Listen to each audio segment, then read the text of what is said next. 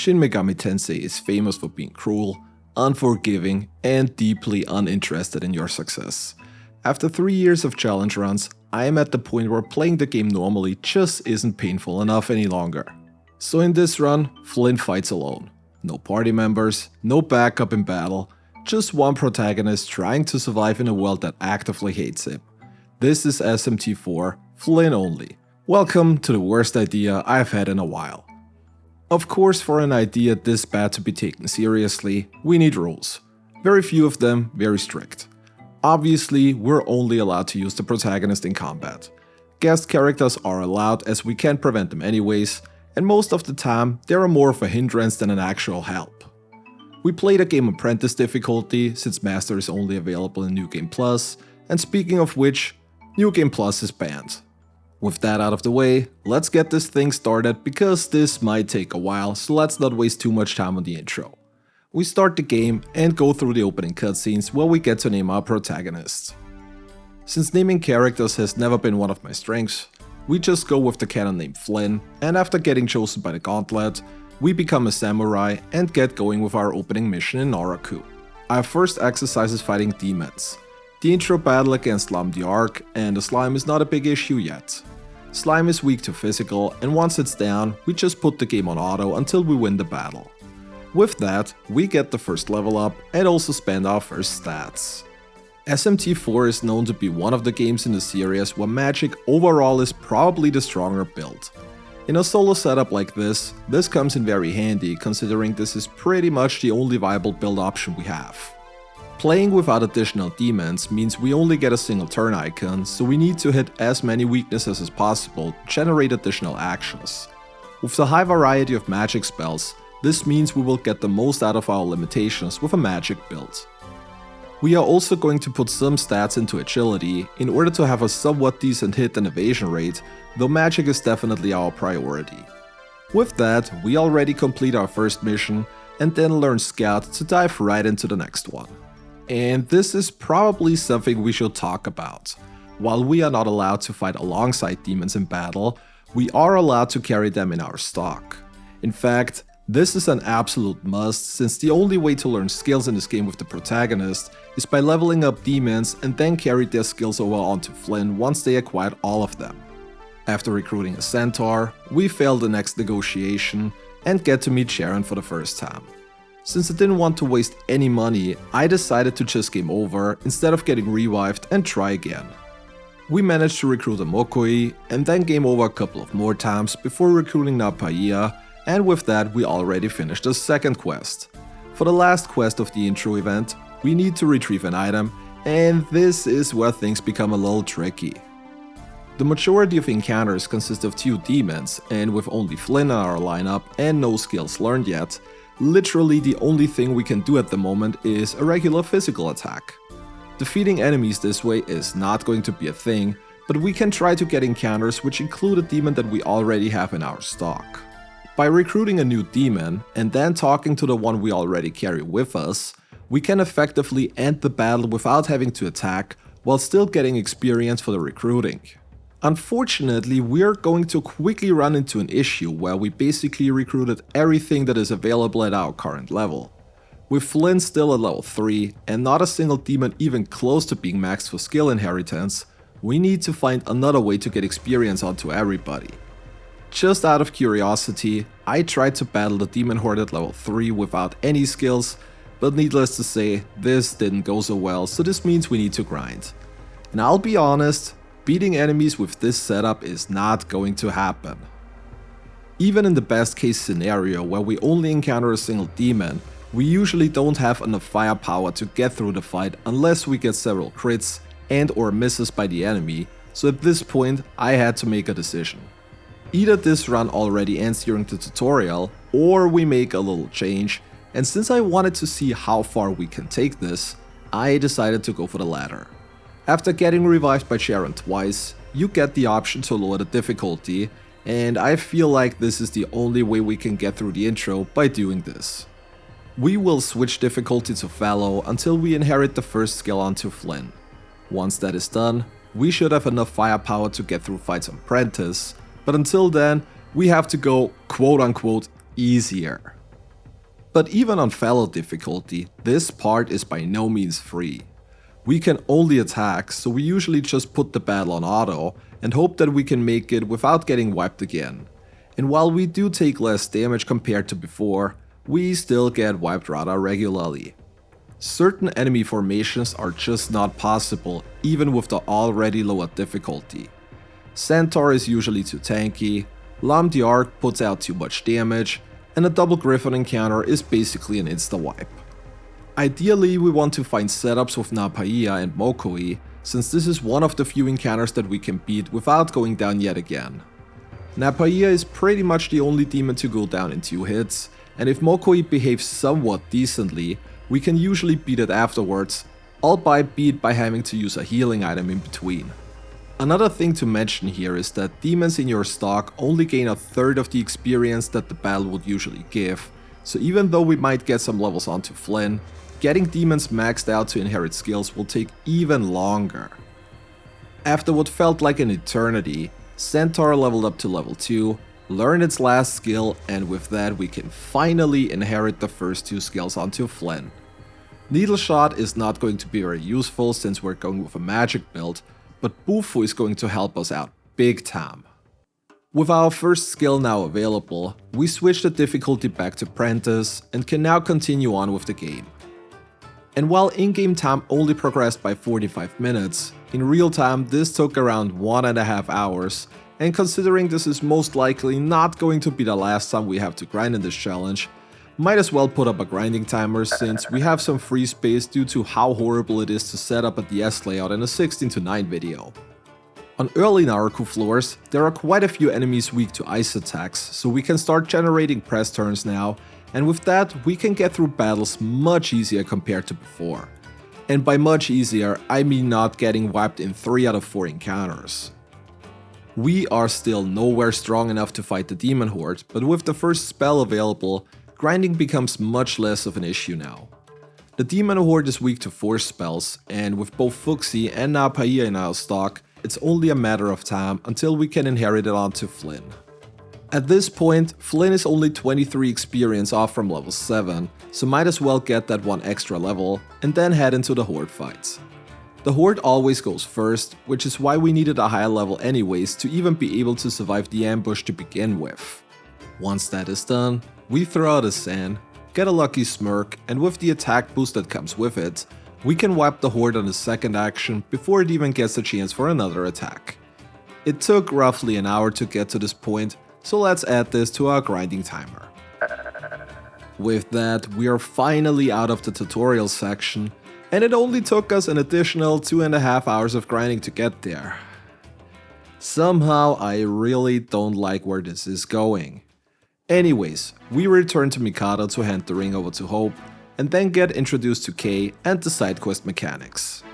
Generally, we will try to complete the majority of side quests, especially in the early game since they offer decent rewards and also good experience, but considering we're still running solo, we will probably have to hold off on most of them until we are a little over leveled at the least.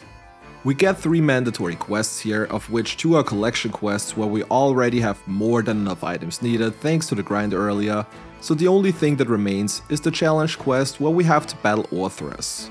Orthrus is weak to ice, so we can use Bufu to generate additional press turns and deal more damage. The problem is that the enemy usually goes first and also gets 2 actions, and since we're not able to wipe it within a single turn, needless to say, the battle is over sooner than later since Flynn is not tanky enough to withstand the incoming damage for long. We are currently a little underleveled even with the grind since Orthrus is level 8 while Flynn is only level 7, so I figured some more grinding certainly is not that bad of an idea. This only took about 30 minutes and then we're back at the boss. On level 8, it seems that we actually have a chance to go first, which already drastically increases our chances of winning since we get 2 free hits in before the enemy even gets to attack. Unfortunately, a double bouncing claw can still easily wipe us in a single turn.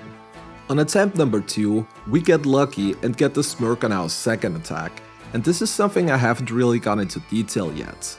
For those who don't know, smirk is an effect that can be randomly triggered by hitting a weakness, critical hit or by nullifying an incoming attack, whether that be null, repel or drain. Smirk disappears again after the next action, but while it is active, you get a max attack buff and also have your weakness removed. The most important aspect though is that it also boosts your evasion rate to 85%. This means that the enemy is very likely to miss their next attack, which causes them to lose 2 turn icons and usually end the turn without ever taking any damage. In our case, this means that we're able to dodge the incoming attack thanks to the evasion buff, and with the attack buff, we deal enough damage to take out the enemy on the second turn. I suspect that going forward, we will have to abuse the smirk mechanic quite a bit to get through certain fights, which is something I am not looking forward to, considering it triggers randomly, and there is no way to manipulate it as far as I know.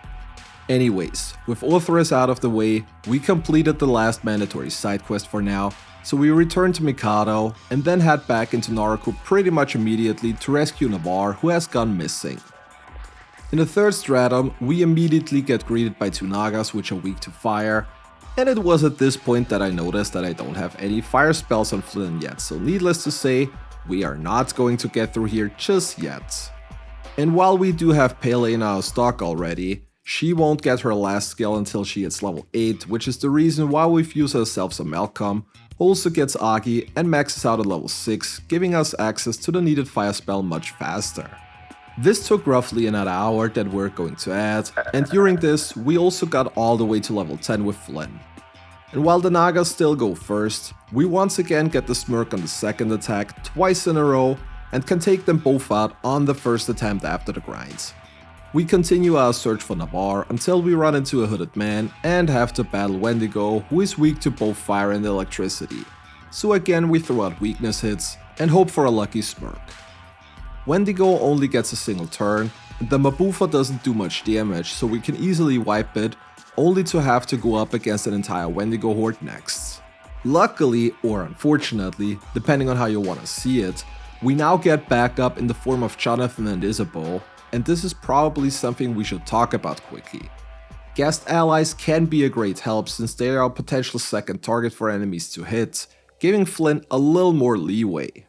Unfortunately, they are also known to not be very smart, oftentimes attacking enemies with an element they null, causing them to gain smirk themselves, which in a setup like this is basically a guaranteed wipe.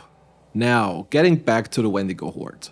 While we do decent damage on our first attempt, we unfortunately ran out of MP and get wiped here, but after using a chakra drop to heal up, we go back at the boss, wipe the first Wendigo, and then get an unlucky lunge crit from the horde.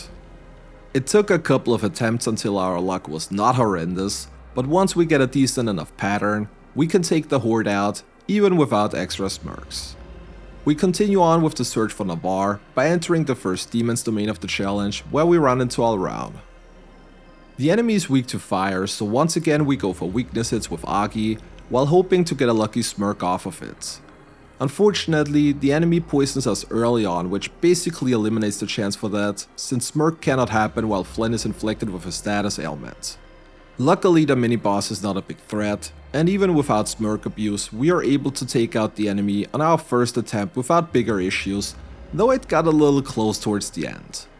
We also get a lucky skill mutation on Tangara Manu as Tsukukasha turns into Diorama, so we already have access to a tier 2 healing spell, which is basically a full HP heal at this point of the game. With that, the quest is finished and we can return back to Mikado.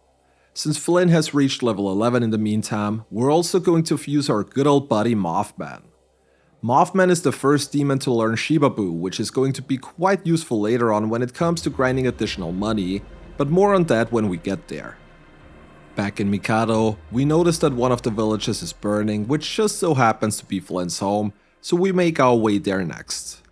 The first horde is quickly taken care of with Zio, while the elemental horde gives us some more issues due to them getting an ambush.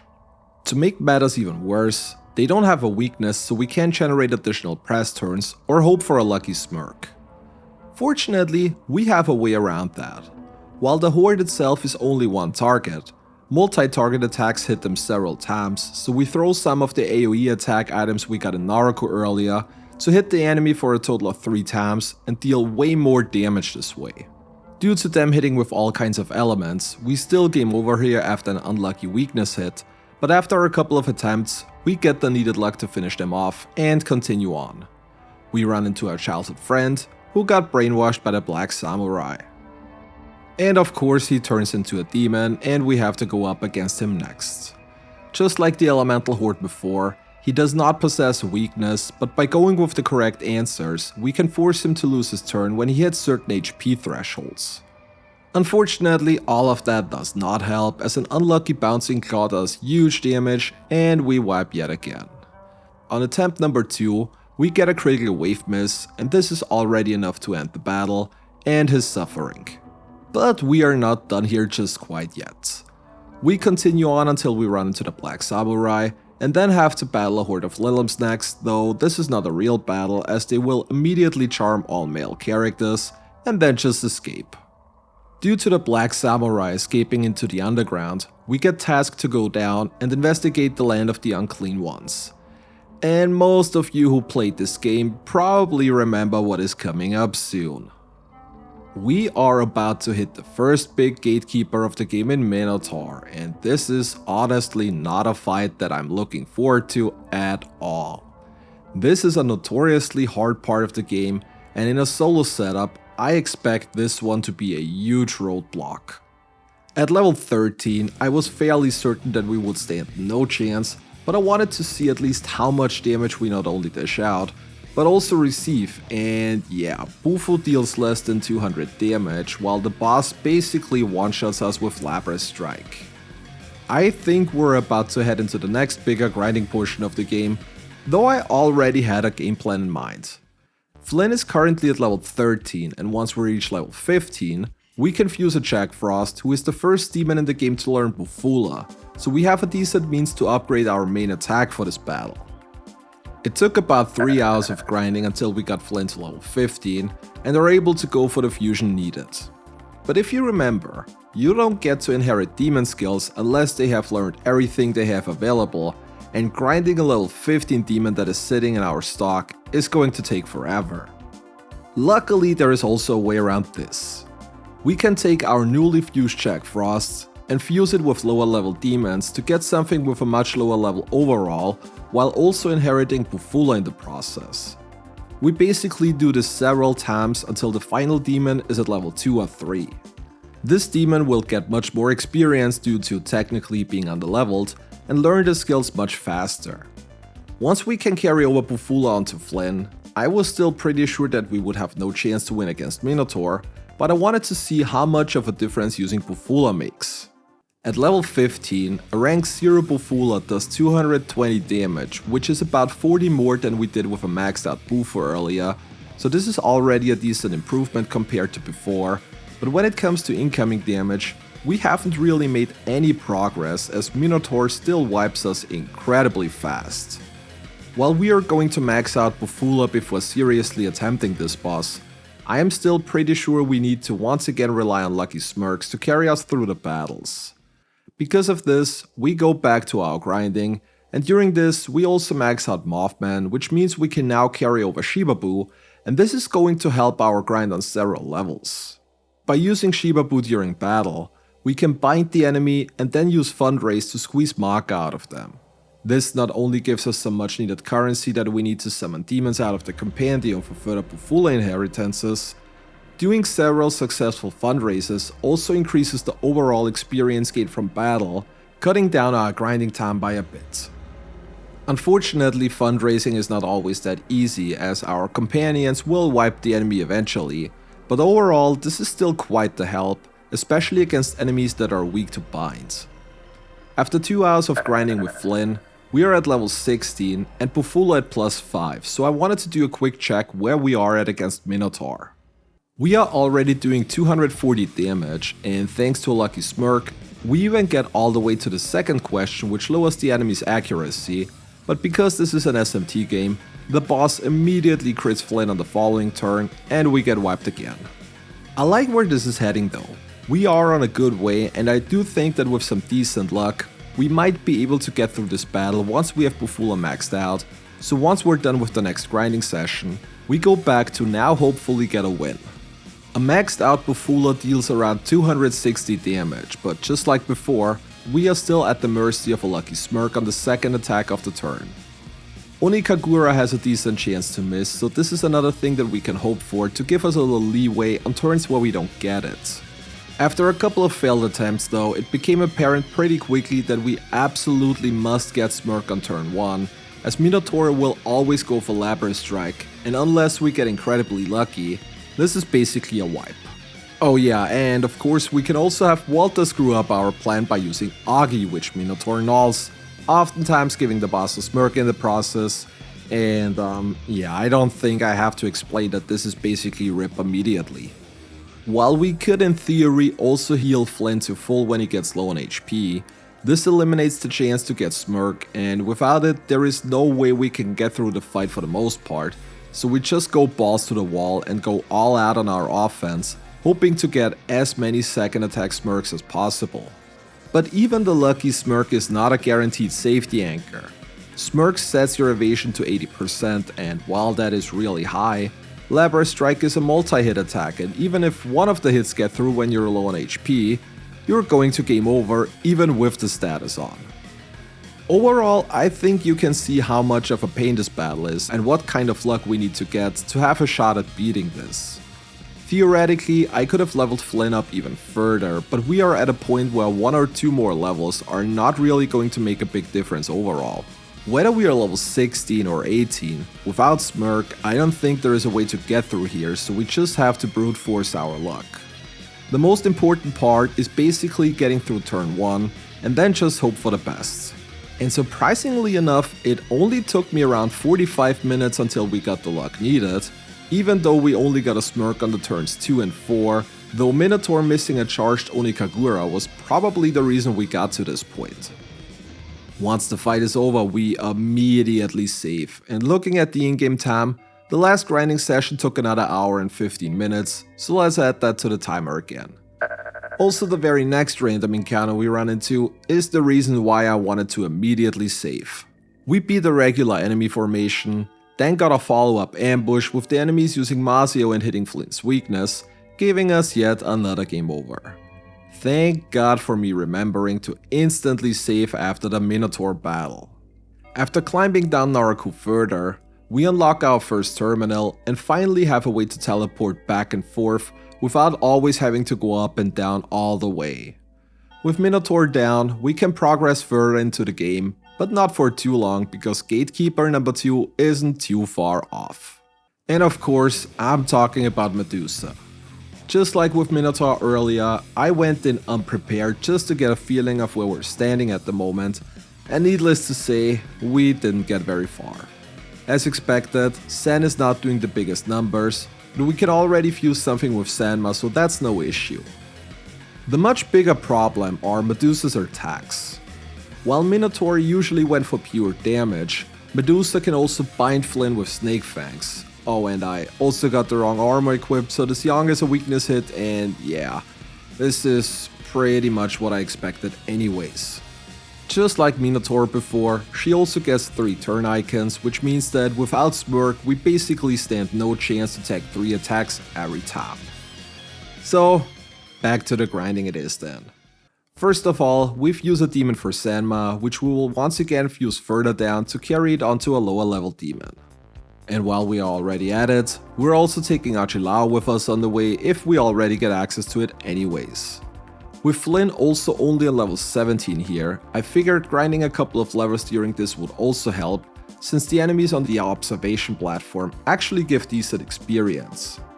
After about another 2.5 hours of grinding, we got Flynn at level 19 and Sanma at +7, so I figured it's worth to head into the battle against Medusa again and check if we made any progress. A Sanma does about 270 damage, which is nice, but the outgoing damage was never the problem to begin with. In terms of survivability, it seems that we haven't made much progress yet. Snake Fangs is just incredibly strong, and the combination of it being a multi-hit attack with a potential bind proc is just absolutely brutal to go up against in a solo setting. I suspect that even with good Smirk luck, we're going to need at least 5 turns to take her out. Like Minotaur earlier, she will always go for Snake Fangs on turn 1, so if we don't manage to get a smirk in the beginning of the battle, it's basically already over. I tried this battle for roughly 15 minutes but basically made no progress at all. And while it won't make the biggest difference, we can still get Sanma up to +8 to maximize our damage output. Once that is done, it's basically back to the lucky smirk grind again, now with Flynn also on level 20. We have also made a trip back to Mikado in the meantime to get ourselves a body armor to resist electricity. We can't mitigate the damage of her physical or gun skills, but at least reducing Sionga's damage from 100 to 30 can help out over the course of the battle. Still, the results are not much different compared to before. Just like with Minotaur, I also think that leveling is probably not going to make much of a difference because even with 1 or 2 additional levels, we still would stand no chance against the incoming damage. And even if we would, with Snake Fangs having a decent chance to inflict bind, there is basically no way we can get any kind of consistency in this boss fight at all, even on higher levels. You might have also noticed that I got Tsukukasha onto Flynn in the meantime, since I figured that we might have an easier time if we could get a couple of lucky dodges. Unfortunately, this is not happening, as the setup takes way too long and we usually get wiped before we even have a chance to get going properly.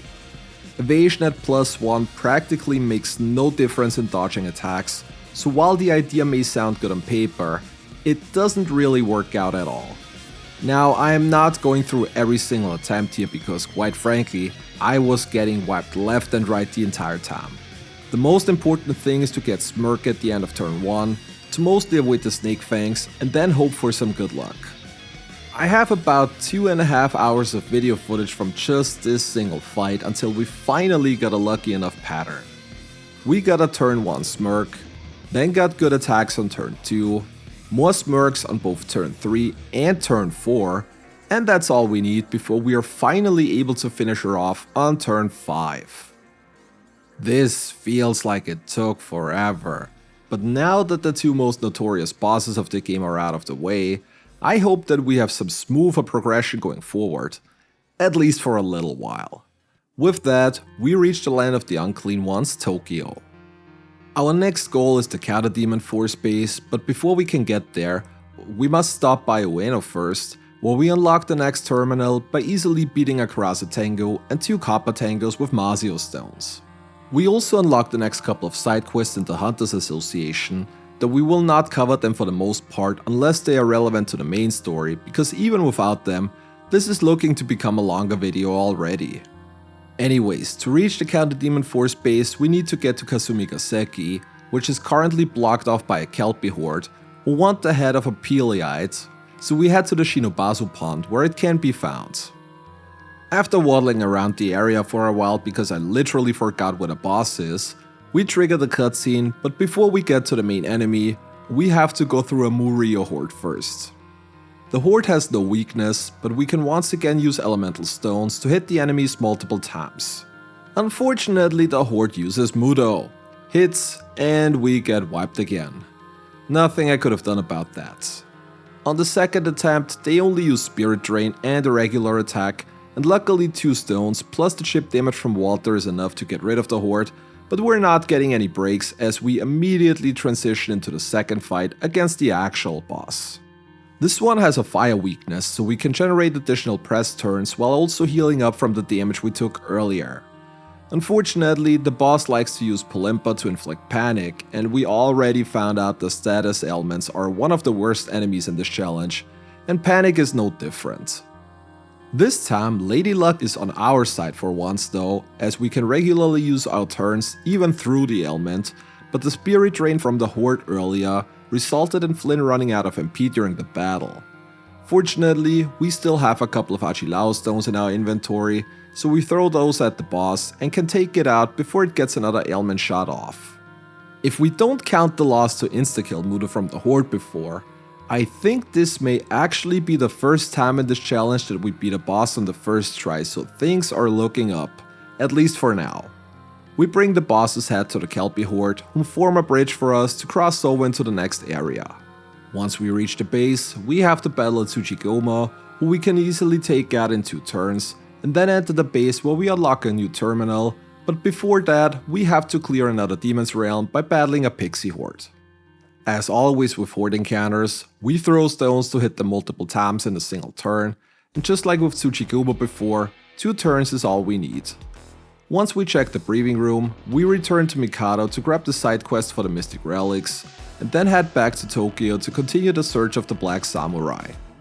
We reach Shinjuku where we can unlock another terminal, but in order to do that we have to go through Osei first, and this one is actually a huge pain. While it only has roughly 900 HP, it has no weakness, so not only do we not get any additional actions, but we also have no chances of getting Smirk. The fact that Osei always goes first doesn't make it any easier either, especially since it is strong enough to wipe Flynn before we even get a chance to get our first turn in. To make matters even worse, Osei likes to use Blight, which has a decent chance to inflict poison to make things even more complicated.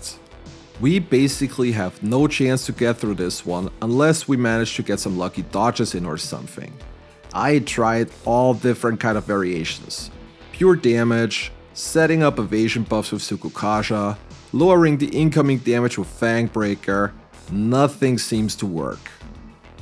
I really wanted to unlock the terminal before continuing with the story, but after about 40 minutes of failed attempts, I gave up for now. The upcoming story quest shouldn't be too difficult in theory, and if we manage to get an additional level or 2, we might have a slightly easier time beating Osei later on. For the quest, we have to get through a couple of corpses, which is not a big issue since they're all weak to fire, so we can usually take them out in a single turn. What is slowly becoming a problem though are some of the random encounters on the way. Certain enemy formations include 4 enemies, and since we only have single target attacks, we always need at least 2 turns to take them out. Not only that, but some of the demons either have no weaknesses, or are only weak to insta-kill attacks which we don't have access to at the moment. The fact that some enemies like to use Mudo themselves to insta-wipe Flynn certainly doesn't make things any easier either. We're also at the point where certain enemies don't go down in a single hit, so we might be looking at another grinding session coming up sooner than later.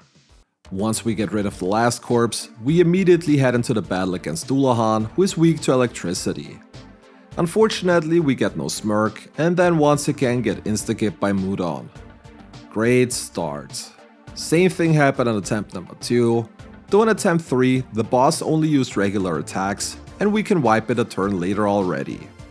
With the quest finished, I really wanted to unlock the terminal now, so we head back into the battle against Osei, though things haven't really changed since the last time we battled him. We still barely stand a chance against the incoming damage and can't hold on for long enough to beat the enemy.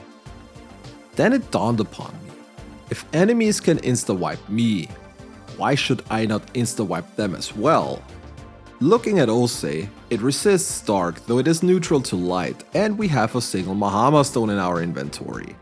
So we can basically attempt this battle over and over again until the insta-kill actually hits, and then take out Osei in a single shot. So much in theory, because in practice this didn't seem to work out all too well. Theoretically, it should have a 30% chance to hit, but it seems to be much lower than that. I don't know if or how the luck stat plays into this, but after not landing the insta-wipe in like 15 attempts or so, I was starting to think that there's maybe some kind of mechanic preventing it. The text does say miss, so the enemy should not be immune to it, but maybe the chances to hit are greatly reduced because it's treated as a mini-boss? Whatever the reason may be, after an eternity we finally hit the insta-wipe, and can now travel back and forth thanks to the newly unlocked terminal. Before we leave Shinjuku, we want to quickly do one more side quest though, which is slaying the insane hordes. As a reward for that one, we get a total of 4 magic incense, which amounts to an extra 12 points into magic, so we definitely want to grab that.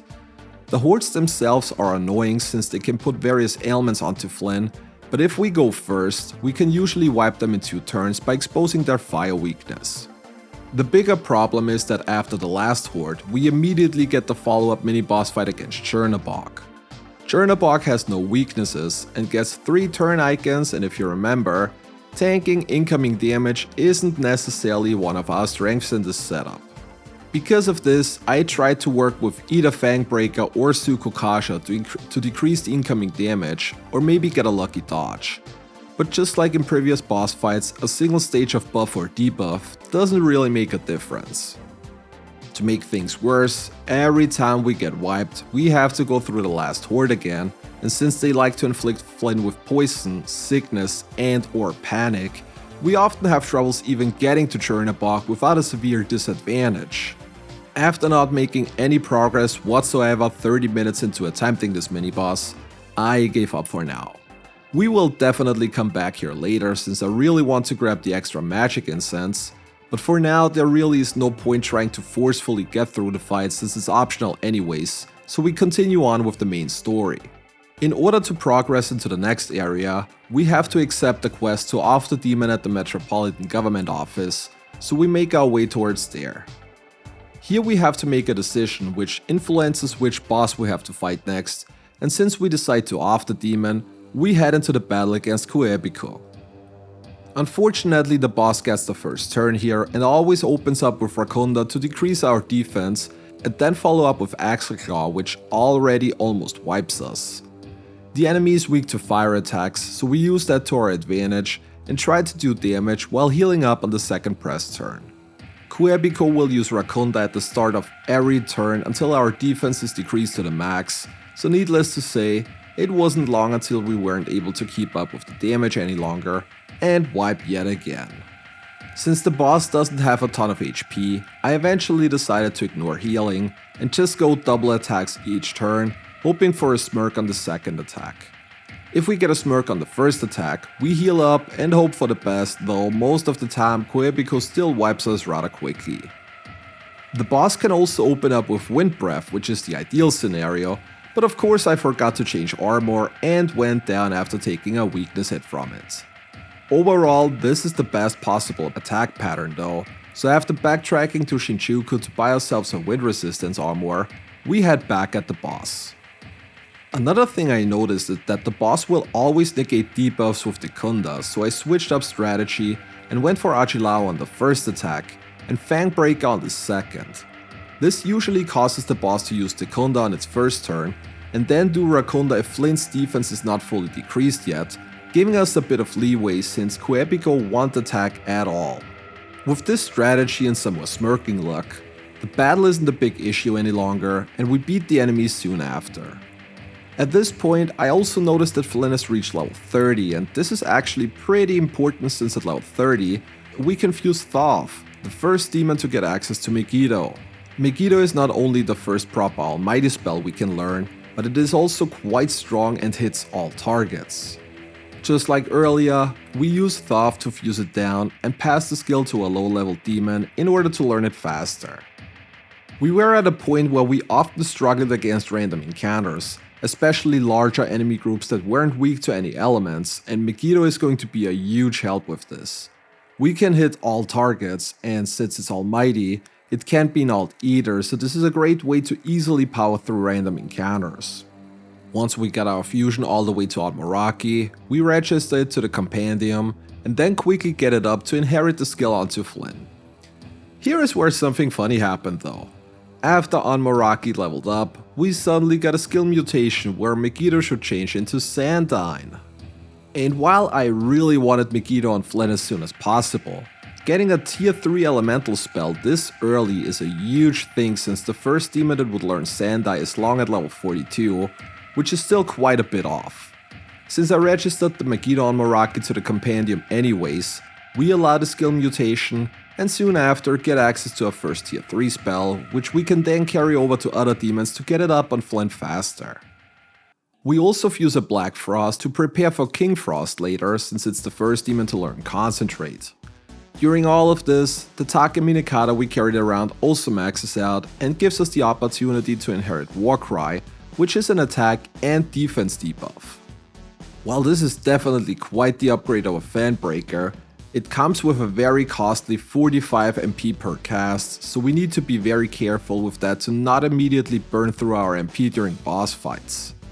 Soon after, we also finally get access to Megiddo for real this time, which we will put over Tsukokasha considering the evasion buff has been completely useless so far anyways. And I can't even begin to describe how much of an upgrade Megiddo is. Even when not fully maxed yet, we deal a very good amount of damage to all enemies, oftentimes wiping the entire formation within a single attack. The MP cost is quite a bit higher compared to the tier 2 spells, but it makes progression so much more comfortable that I feel like this is definitely the right strategy going forward. Anyways, after so much theory talk, I think it's time to get back into the game. In Ikebukuro, we help out the Ring of Gaia, so we have to head into the battle against Gwing Niguai first. The enemy is neutral to all elements, so we use our newly acquired Sandine to deal good damage. The incoming attacks are not really worth mentioning, and the battle is over quickly after. But that was only the first battle, as the real boss fight in the segment is against Shi Wangmu. And how convenient is it that the boss is weak to force attacks just a couple of minutes after we accidentally stumble into Sandine. Before we can attack the boss though, we have to go through a couple of scripted turns where we will only deal 1 damage to the enemy. We use those turns to apply Warcry to decrease both of the boss's attack and defense. Shi Wangmu will always open up with Orkan Guardian, which omnibuffs all stats by 1, and while we decrease her attack and defense thanks to Warcry, she will stay on +1 when it comes to hit rate and evasion, so I hope this is not going to become a problem. Speaking of unfortunate, we don't even get to the scripted part because a crit Megaton press and a follow-up smirk is already enough to wipe us early. Once we got through the scripted part, we can finally start dealing damage and get going with double Sandines.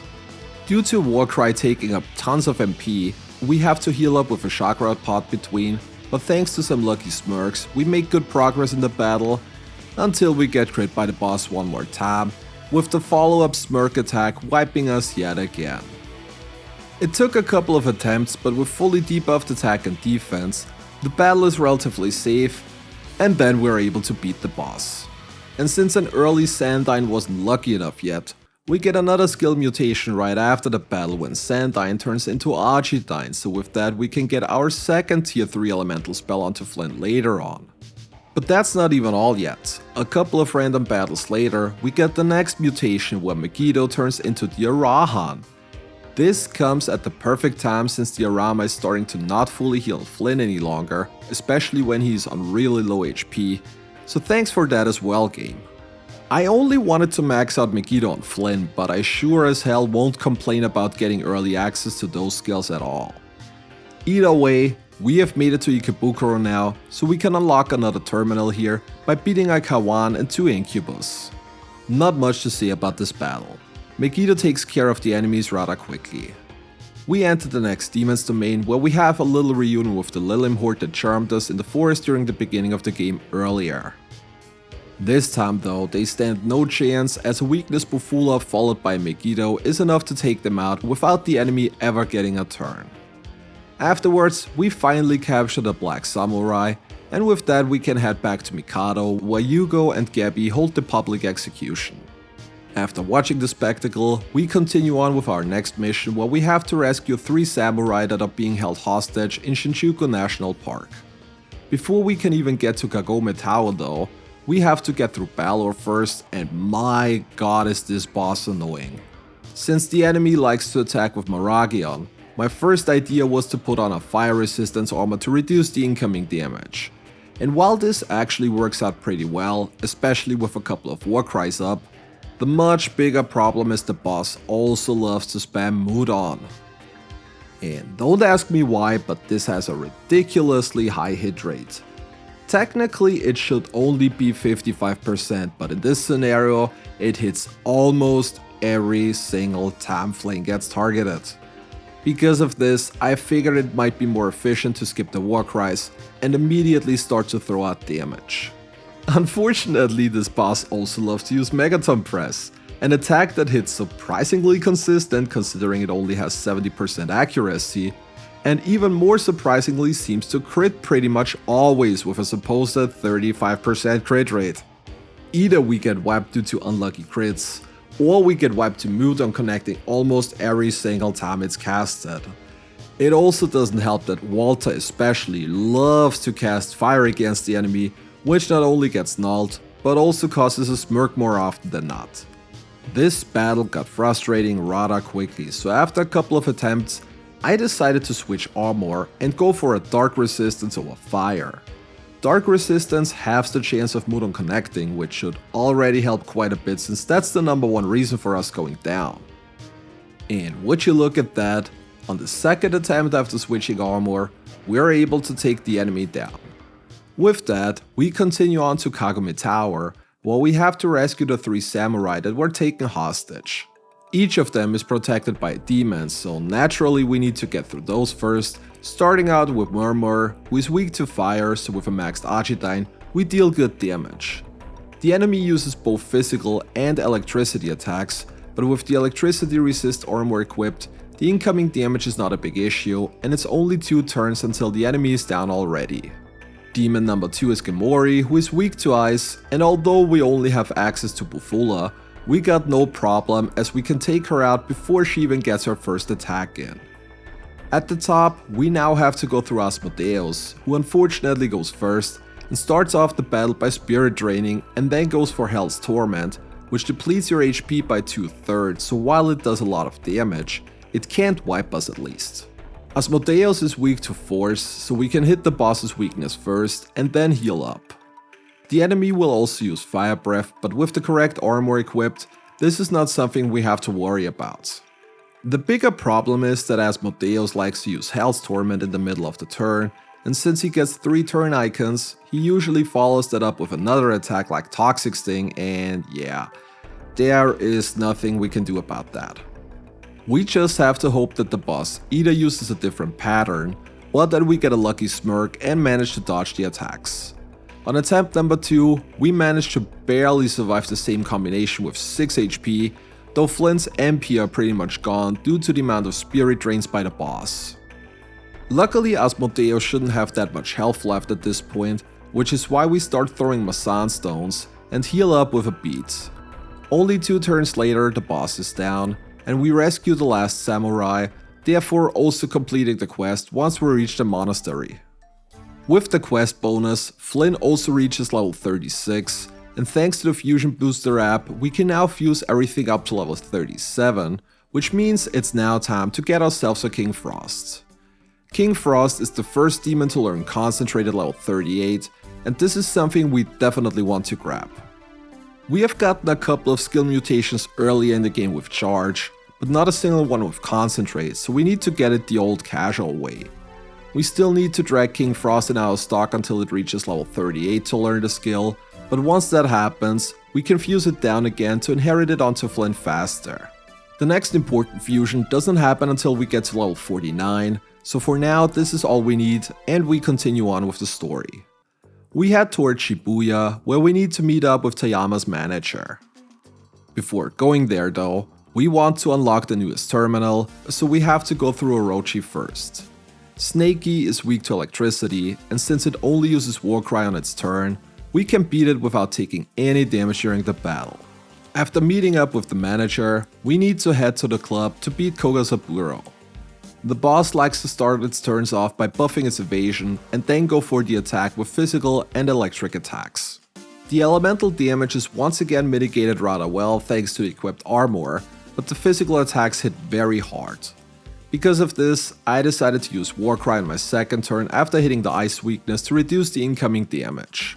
The constant Tsukukaja buffs have me worried for a little, but at least we start tanking the boss's attacks much better already. Luckily, Kogasaburo does not have a lot of HP, so we're able to take it out before we even fully set up our debuffs. I have to admit, this challenge has been going pretty smooth for the most part lately. After struggling big time to even get through Naraku, we have been making good progress so far. I'm not even sure anymore if the grinding timer was such a good idea since we haven't needed that one ever since we came to Tokyo, but I have the weird feeling that grinding is not going to be over just yet. Anyways, thanks to us taking out the demon, we now meet the man Tayama himself, so we head to Roppongi next. In order to free the captured samurai, Tayama tells us to take care of the Ring of Gaia and their leader Yuriko. Once we reach Tokyo Station, we apply to become a member, and in order to prove ourselves worthy, we have to battle a member as well as 2 Momonofu. The Momonofus are weak to force and luckily only charge on turn 1, so the Sandime plus Megiddo combo is enough to take them out in 2 turns without them ever attacking.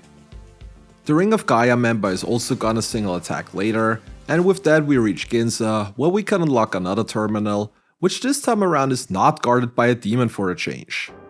In order to officially become a member of the ring, we need to go through a trial at Tsukui Hongwanji. Before we head into the dungeon though, we finally fuse down our King Frost into a lower level demon in order to get concentrate onto Flynn faster, since we're going to need the boost sooner than later. The issue is that we are starting to run out of skill slots since everything in our setup has found quite its use over the course of the challenge. For now, we're going to forget Shibabu since we haven't really needed it for a while, and it's probably the one skill that takes the least amount of time and Maka to relearn. Once that is done, we return back into the next dungeon. Here we will get a candle which acts as a guest in the party, and to successfully complete the trial, we need to make it all the way to the end without the candle ever going out. And since I usually don't like to stress myself, I decided to do this in 2 trips. On the first trip, we snatch all the treasure that is hidden in here, and once that is done, we will abandon the quest and start it over from scratch to get a new fully lit candle that we try to get to the end with as little damage as possible. With some of the enemies pretty much always ambushing Flynn, this is not as easy though. We are also getting to the point where a regular Megiddo is oftentimes not enough to one-shot the majority of enemies any longer, so there isn't any way to prevent the candle from taking damage, but overall we're still managing decently well. Once we reach the end, we go up against the next boss fight in Taraka. Taraka loves to spam Mudon again, but thanks to the demon sneak armor we got in the meantime, we nullify dark attacks and immediately end the enemy's turn. Due to the boss not having any weaknesses, our strategy is to use concentrate first and then attack with one of the neutral elements to deal damage. Other than Mudon, the boss mostly uses physical attacks which don't really do a lot of damage, so we have little issues taking the boss out and completing the quest shortly afterwards. Unfortunately, the Gaia members are aware of our plans to kill Lady Yuriko, so they throw us into the passage of ethics while we have to make a couple of choices that influence our alignment. Once we're out of there, we finally get to meet Lady Yuriko, who not only turns out to be the Black Samurai, but also the demon Lilith. Walter and Jonathan start arguing, and we head to Roppongi afterwards to check out what Tayama is up to. Before we do that though, we head for the next fusion as we get ourselves a Nebiros.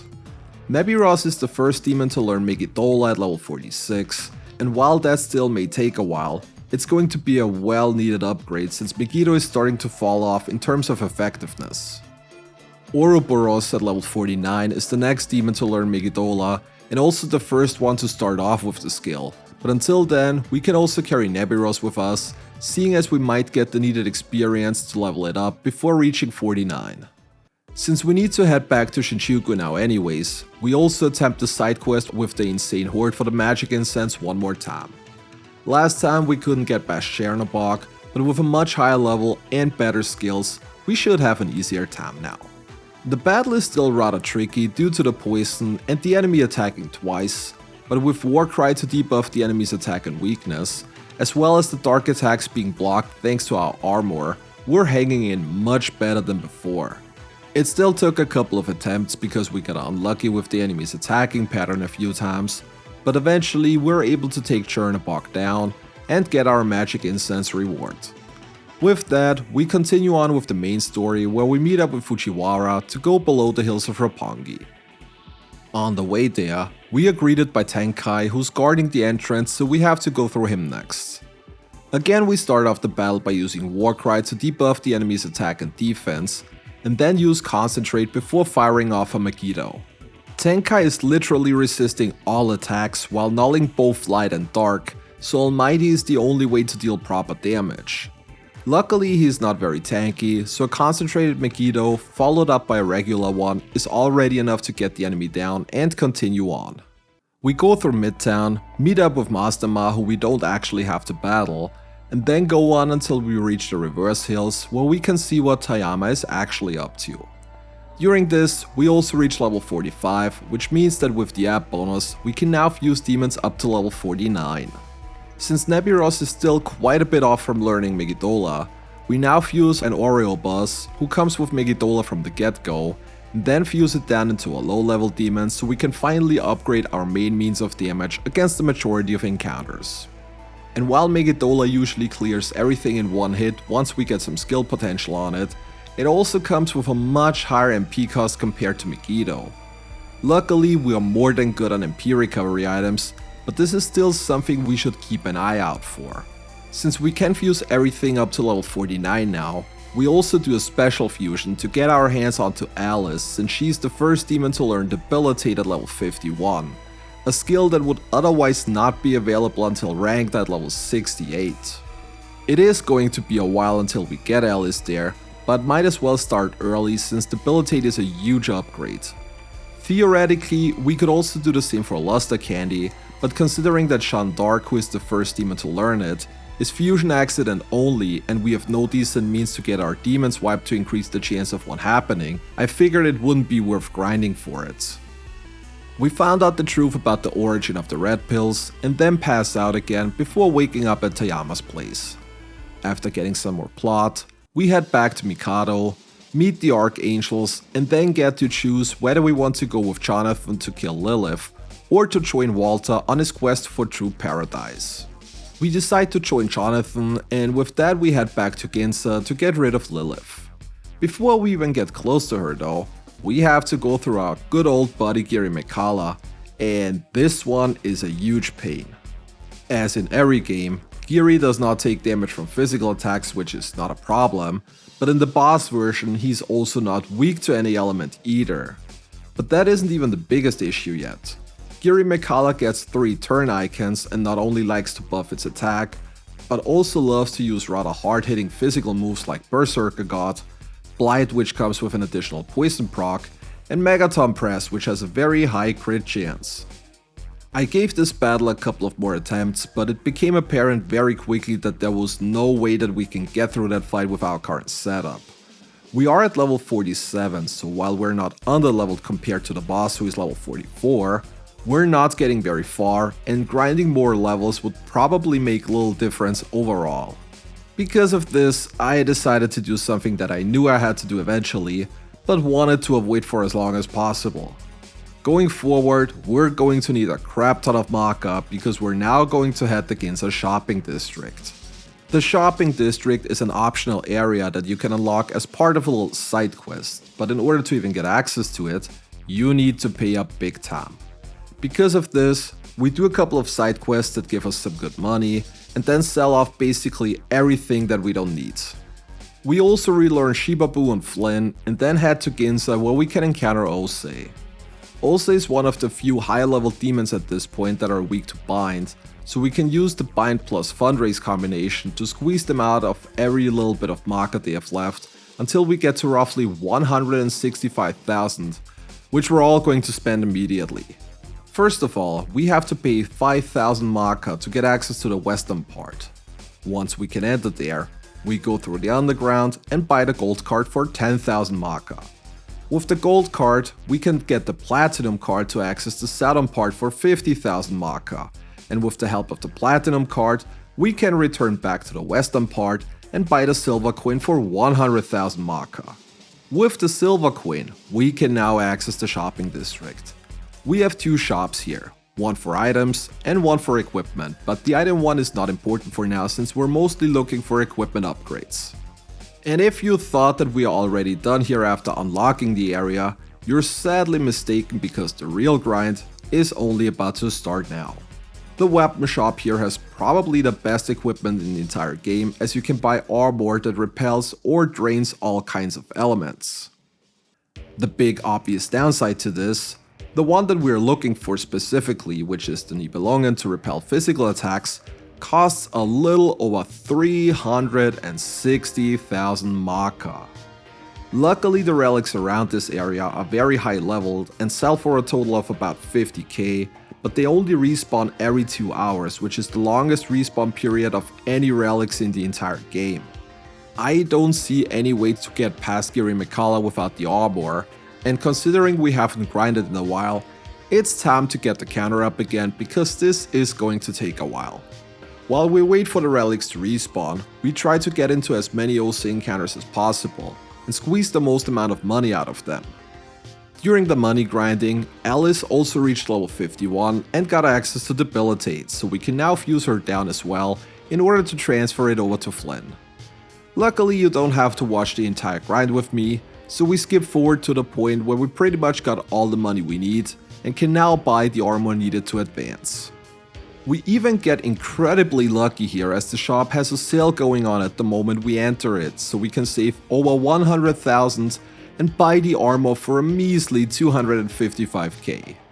The shop also sells accessories that null all kinds of status elements, but we don't need those for now, so we head back towards Giri Mikala. The first grind here took about 4 hours, though to be fair, some of this time was just me having the game running in the background while doing other things to shorten the time for the relics to respawn. Anyways, with the new armor, the boss is now free.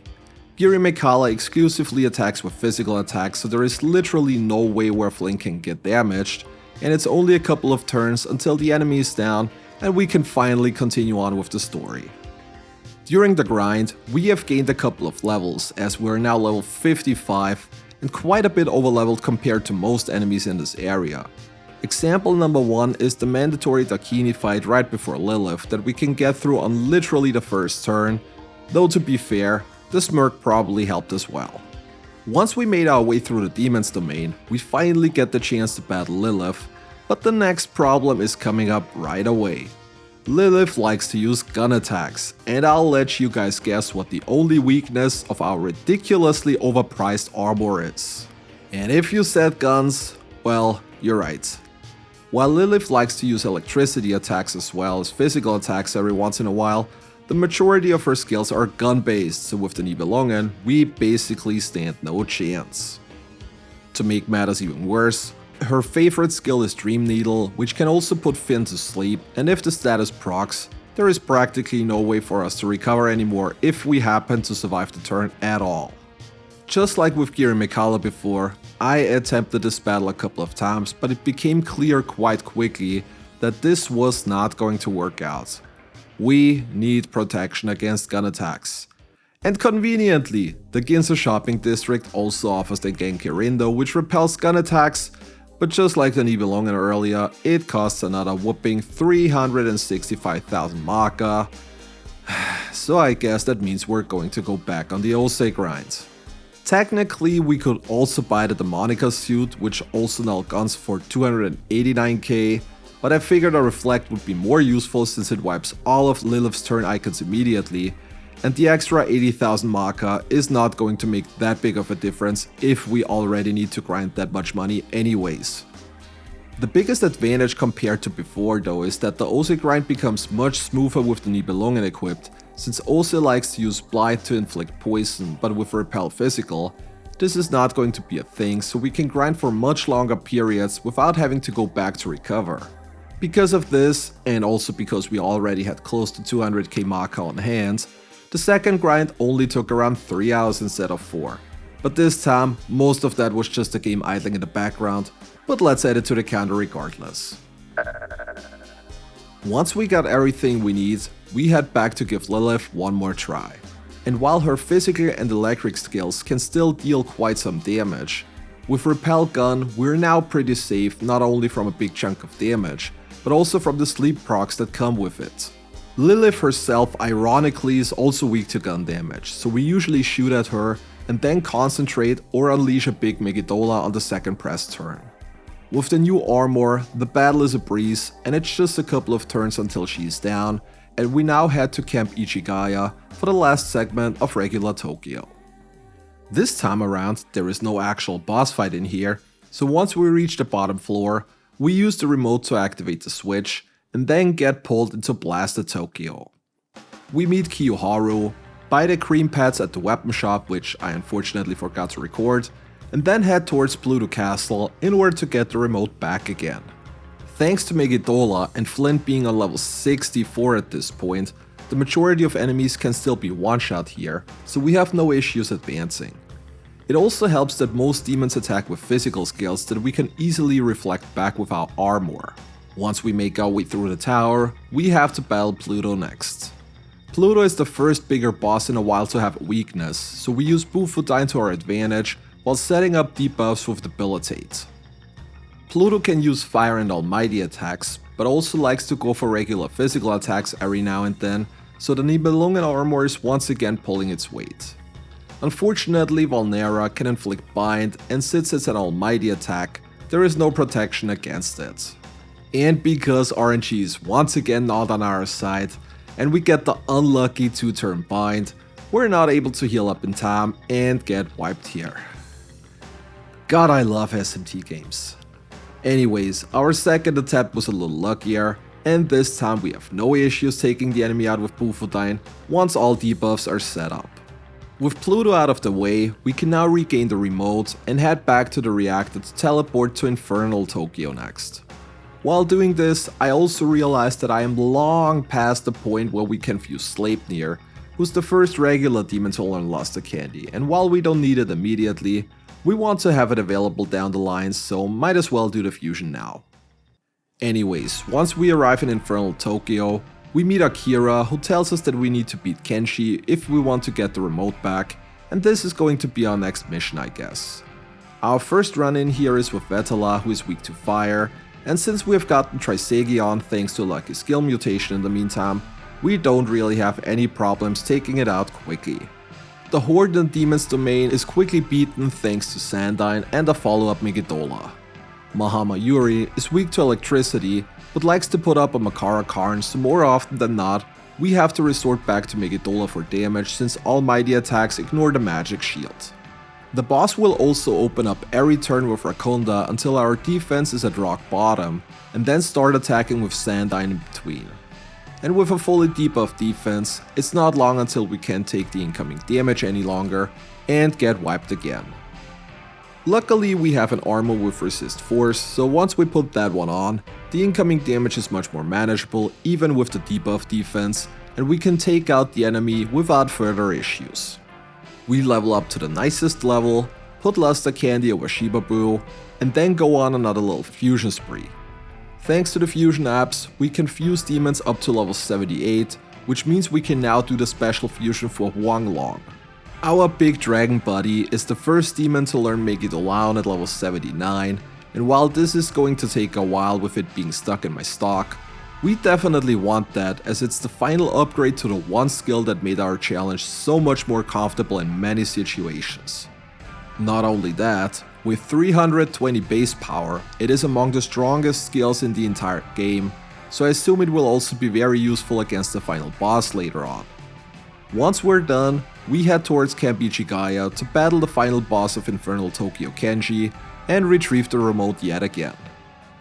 Kenji is weak to both fire and force, so we can use that to generate press turns and set up our debuffs. The boss's special attack is Conqueror God, but since it is a physical attack, we can just reflect it back at the enemy and immediately end its turn.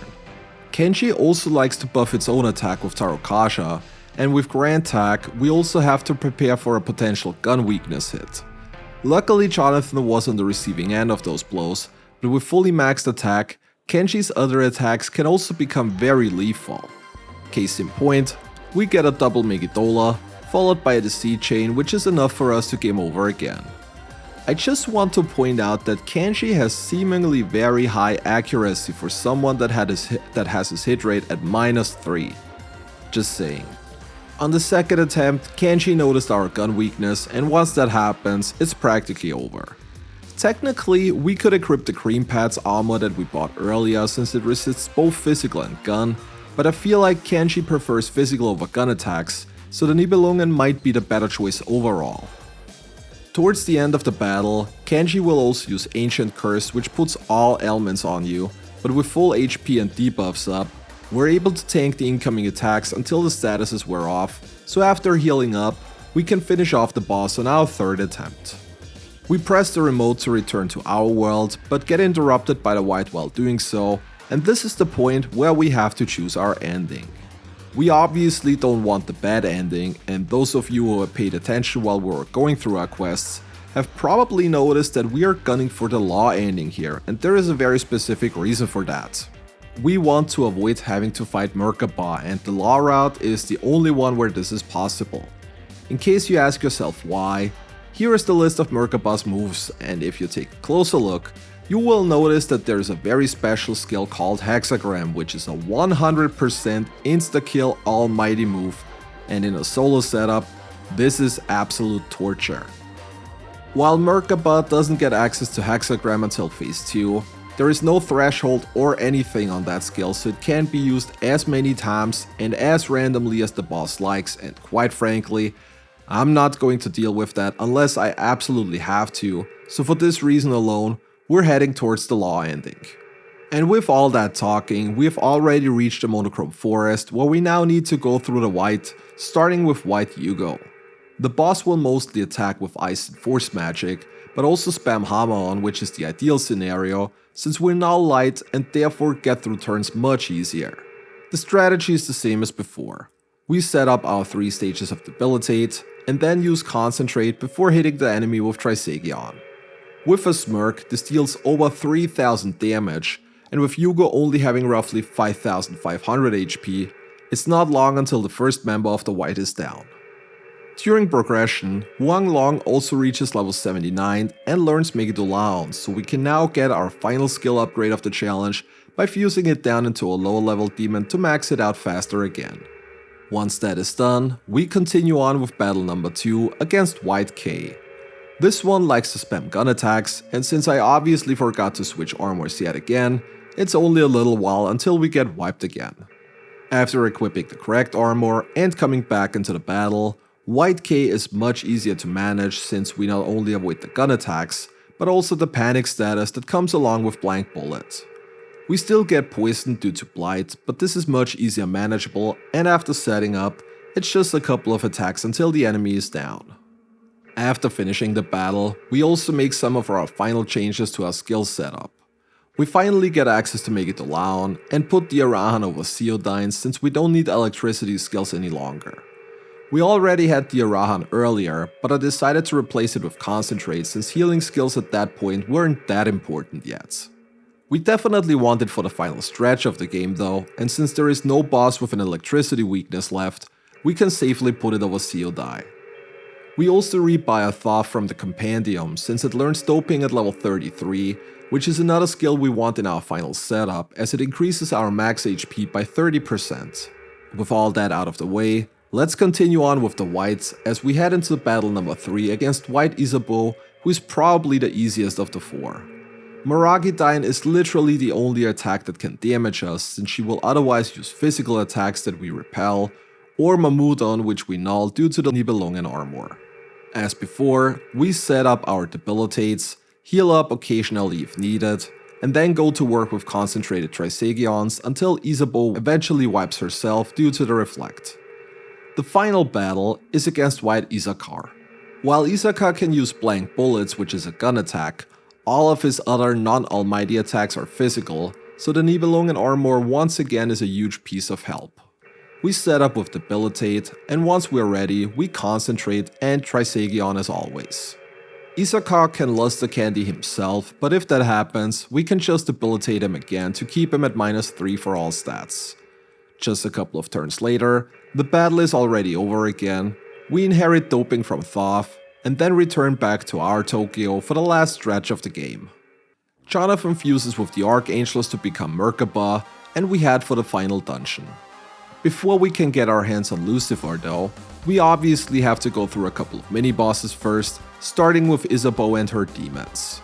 The roles in her lineup are pretty simple. Isabeau and Kali will attack us, while Dakini is here for healing, and Isis tries to put up buffs or inflict us with ailments. Dakini is weak to ice, so we'll start the battle by casting Bufodyne on her, and then follow up with a nice Megidolaon to damage the entire formation. Dakini is definitely the demon we want to take up first in general, since she can use the Arahan to heal everybody back to full. The biggest issue in this battle is that Isabeau mostly uses gun skills, which we're still weak against thanks to our armor. While she usually doesn't get a second turn due to Kali wiping the turn icons thanks to a physical repel, the potential smirk can still be very dangerous if she follows up with another gun attack on Flynn. After getting rid of Dakini, Merkaba goes for Judgment Light, which literally everybody on the enemy team nulls. Isabeau gets Smirk, and then proceeds to one-shot us from full HP. Thanks, Jonathan. Even after fusing with the Angels, you are still completely useless. Because of the ongoing gun slaughter from Isabeau, we switch our armor to repel gun attacks and then head back into the battle. Again, we bounce off weakness hits from Dakini and then set up Debilitate. Once everybody is at -3, we wipe Dakini and then continue on throwing out Megadolons. During the battle, we ran out of MP, but this is no problem as we could just throw a Chakra Pot and then continue on. With -3 on all stats, the enemies are not really dangerous any longer, and we win the battle a couple of turns later. With Isabeau committing Sudoku, we can now access Lucifer's castle and make our way towards the final boss. The first enemy in the way is Belial, who mostly uses fire damage. I didn't even bother to set up Debilitate here, we just go with Concentrate and Bufodyne, and the enemy is down a couple of turns later. Miniboss number 2 is Lucifuge, who is a big fan of both gun and force attacks.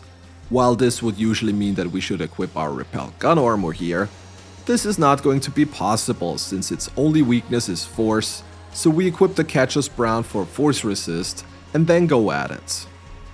Lucifuge likes to put up a Karakarn, but luckily we don't care about that thanks to Megadolon. The force attacks are not an issue due to the resist armor, but stun needles can still hurt quite a bit, especially when the enemy crits with it, which wipes us on the first attempt.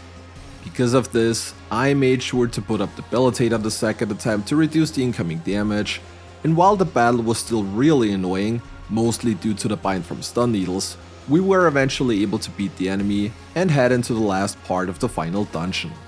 We clear out one last demon's domain with Megadolon in order to unlock the final terminal, and then head back to Ginza because there is still something else we need to do before heading into the final boss fight.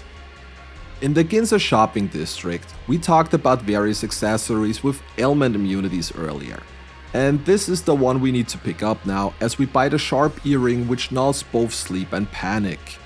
Lucifer likes to use an almighty attack called Evil Shine, which comes with a 70% chance to panic the target. And I really don't want to deal with that at all, since the fight will already be a mess regardless of potential ailment procs. Luckily, since our last trip here, we have accumulated just enough money to immediately buy it, so the grinding counter stays the same, and I honestly doubt it's gonna go up further, because I am rather confident that we can beat the final boss with the setup that we got going.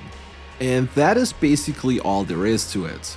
We are about to head into the final boss fight of the game at level 77.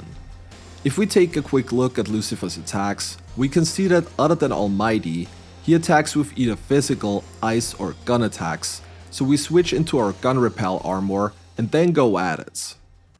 Since Lucifer has access to the Kunda, we are starting off with Luster Candy to buff all our stats since he can't negate those.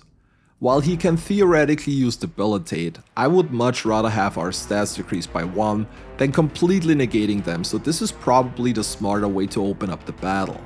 Lucifer will always use Evil Shine as his very first action, and then use any of his other attacks, though he doesn't seem to use Myriad Arrows all too often. I don't know if that's because of the armor we got equipped or just pure coincidence. Ideally, we want the enemy to miss one of his attacks so the incoming damage is low enough for us to continue setting up buffs and debuffs. If he hits all attacks or we get into range of potentially being wiped, we heal to full with the Arahan to make sure we stay in the battle. Glacial Blast can hit up to 4 times and deal big damage, and if we don't get a dodge here, there is basically no way to withstand the incoming damage, so we wipe rather early into our first attempt. On our second attempt, we start going for Debilitate instead of Luster Candy first. I suspect that Lucifer would only use the Kunda when he's -3, and with Debilitate, there is also a chance he misses an attack on Merkaba, so contrary to my initial strategy, Debilitate might be better to set up first. All of that doesn't matter though, as Lucifer gets back-to-back critical hits and smirks with his regular attack, and we wipe again. Since he focused a lot of physical attacks in the first couple of attempts, I wanted to see if the Nibelungen would maybe still work, so we change armor, head back into the battle, and of course now he immediately goes for myriad arrows, exposing our weakness and wipe us yet again. I don't know what I was thinking honestly. I feel like the enemy's AI is definitely able to read our elemental affinities and act accordingly, so after a couple of more failed attempts, we switch into the green pads that we bought in Blasted Tokyo earlier. While those don't repel anything, they resist both physical and gun attacks, so maybe those can lower the incoming damage enough for us to properly set up buffs and debuffs. And while that seemed to help a little, it doesn't help if Lucifer just keeps critting left and right. I feel like the hardest part of the battle is definitely the setting up process. I am pretty sure that once we got Debilitate and Luster Candy going, that the rest of the battle is manageable, and on the very next attempt, we finally get a decent enough pattern to get somewhere. We got Lucifer on -2 now, while Flynn is on +3, and just at that point, Lucifer starts using Debilitate. Though he only goes for it once, so I assume the sweet spot for buffs and debuffs here is probably a +2 -2. With those, the incoming damage is manageable even if Lucifer hits all of his attacks. To make sure that we don't get trolled too hard, we also use doping to further increase our max HP by 30% and then start setting up for damage. With a concentrated Megidolaon, we deal a little more than 2600 damage to Lucifer, so we should definitely be good on that front. Thanks to the chip damage from Merkaba, it's only 2 concentrated Megidolaon until Lucifer transforms and we transition into phase 2. Unfortunately, this is treated as a separate battle, so all of our buffs, debuffs, as well as the HP boost are gone now. So just like before, our highest priority now is to set up everything again without getting wiped. And because the F in SMT stands for fair, Lucifer immediately crits us on turn 1, and the follow-up Glacial Blast wipes Flynn, setting us right back to the beginning of the battle again. So to summarize it, we need to hope for good RNG to set up in phase 1, which we can get rather easily through once everything is up, and then we need to hope for the same amount of luck in phase 2 as it seems. Now we basically talked about phase 1 more than enough, so I'm not going to go into detail on this anymore, and we skip forward to the point where we transition into phase 2 again after getting wiped a couple of more times during setting up in phase 1. After making it back into phase 2 again, we survive the opening turn this time around, but we need to heal up with the Arahan, only to get critted again on turn 2, and here goes another attempt.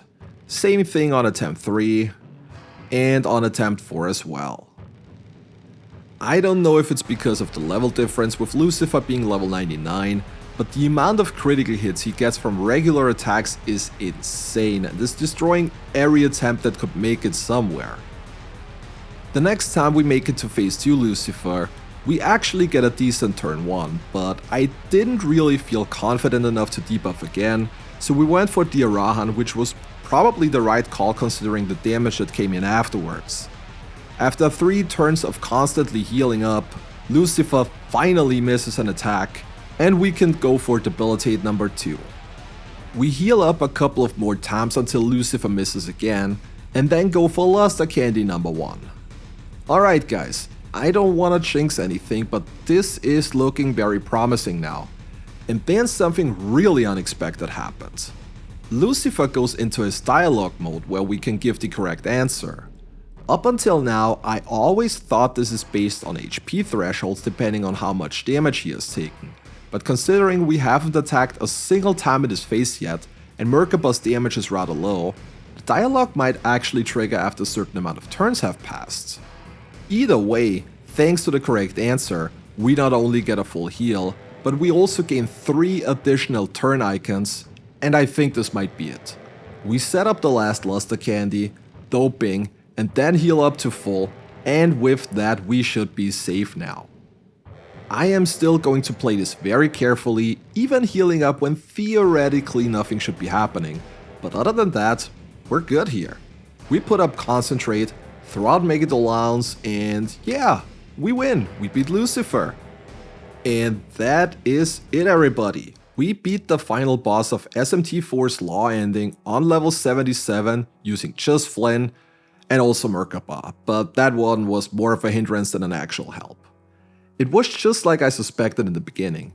Once we finish setting up, the fight is relatively safe, and we have successfully completed the Soul of Flynn challenge. Admittedly, this run was all over the place in terms of difficulty. Either it was ridiculously hard with a huge luck factor involved like in Naraku during early game, or right at the end against Lucifer, or we had a rather smooth time getting through most of the game. The almighty spells definitely played a huge factor when it came to progressing smoothly, as random encounters got much more comfortable once we could just mindlessly spam them over and over again. Another thing that deserves a huge mention is obviously the armor options from the Ginza shopping district, because quite frankly, I am not sure we would have even made it into Blasted Tokyo without them. Funnily enough, in the end it was a regular armor that carried us to victory against the final boss, but this just goes to show that endgame options are not always the most optimal ones in certain situations. Either way, this challenge was a lot of fun, most of the times at least. I haven't done an SMT game ever since the Nocturne Nuzlocke in September of 2024, so it was time we finally do something for one of those games again. SMT4 is a really good game in my opinion, and I might do a challenge run of Apocalypse sometime down the road as well, though I would need to play through it casually first since I've never actually beaten it before. That being said, special thanks go out to this video's top channel supporters Novarel, Shurker, Matthew Frack, Shipsel Naga, Mr. Sandman, White Hack, and FurDC25, as well as all other channel members and patrons. Becoming a channel member or joining the Patreon gives you 48-hour early access to all videos among small other perks, so if you want to support the channel even more, there are plenty of ways to do so. That is all for me today. I hope you enjoyed the run as much as I did, and I hope to see you all next time as well. Until then, take care.